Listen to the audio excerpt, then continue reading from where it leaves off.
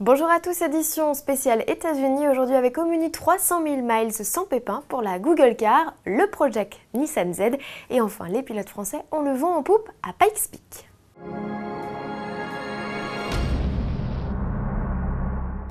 482 803, c'est le nombre de kilomètres parcourus par les voitures sans conducteur de Google. Les célèbres Google Car, une flotte de 12 voitures dont un Lexus RX 450h, sillonnent les États-Unis de long en large pour parfaire leur réglage. Des tests qui ont couvert, selon le blog du moteur de recherche, un large éventail de conditions de circulation et n'auraient été victimes d'aucun accident sous le contrôle d'un ordinateur. Souvenez-vous, en août 2011, la voiture sans pilote de Google avait été victime d'un accrochage, mais la société avait rapidement mis en cause l'un des ingénieurs. Google est lucide et affirme que le chemin est encore long à parcourir avant que ces voitures ne soient lâchées aux mains de particuliers.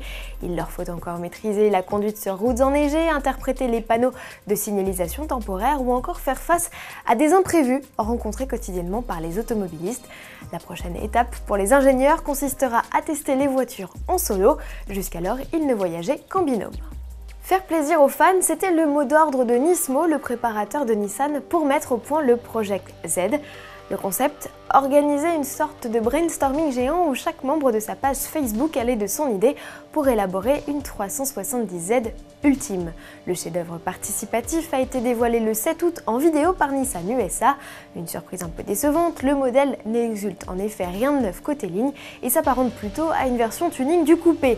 En revanche, sous le capot, la préparation est allée un peu plus loin. Sur les conseils de la communauté, Nismo gave le V6 3.7 de 2 turbos. La puissance augmente en conséquence, passant de 331 à plus de 500 chevaux. Les équidés en plus et un châssis toujours identique. Nismo a seulement adopté de nouvelles suspensions et un freinage plus endurant, ça se comprend, même si les performances n'ont pas encore été dévoilées. La 90e édition de la plus célèbre course de côte du monde se déroule ce 12 août dans le Colorado aux États-Unis. Le coup d'envoi des premiers essais a été donné mercredi. Les participants sont pressés d'atteindre les nuages, puisqu'initialement l'événement devait se tenir le 8 juillet, mais avait dû être reporté en raison d'importants incendies dans la région. Les premiers tours de roue du rookie Romain Dumas, le pilote gardois au volant de sa 900 GT3R, sont pleins d'espoir. Jeudi, il signait le meilleur temps de la catégorie Open Pikes Peak. Jean-Philippe Dérault, 3e l'an passé au volant de son Dacia Duster, n'est pas en reste. Il a placé son bolide de 900 chevaux à l'issue de son premier run aux avant-postes de la catégorie Unlimited. Ses concurrents sont loin derrière. Il faut dire aussi que son principal challenger l'an passé, Nobuhiro Tajima, concourt cette année en électrique. Le japonais, véritable légende de l'épreuve et maintes fois victorieux, décroche lui aussi le meilleur chrono de sa section, à confirmer dimanche. Quant à nous, rendez-vous lundi pour connaître les nouveaux records du monde et il y en aura, c'est certain, puisque cette année la piste aux 156 virages a la particularité d'être entièrement bitumée.